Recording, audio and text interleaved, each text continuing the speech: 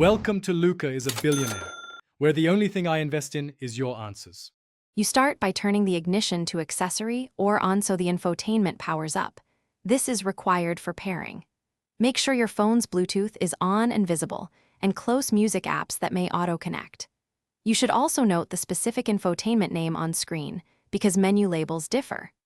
Once done, press the phone or setup button on the console to open the pairing menu and get the system ready to search for devices. You now navigate the car's phone or settings menu and select Add Device or Search for Phone, which starts the car's Bluetooth discovery. The system will generate a PIN or confirmation code. This prevents accidental connections.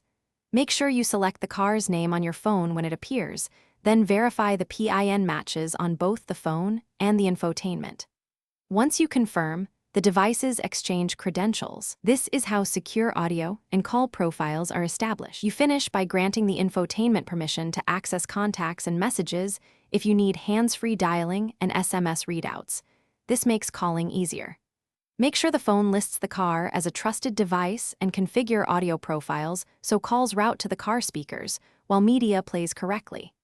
If pairing fails, restart both the phone and the car system. Remove stale pairings from both devices, then repeat the pairing sequence.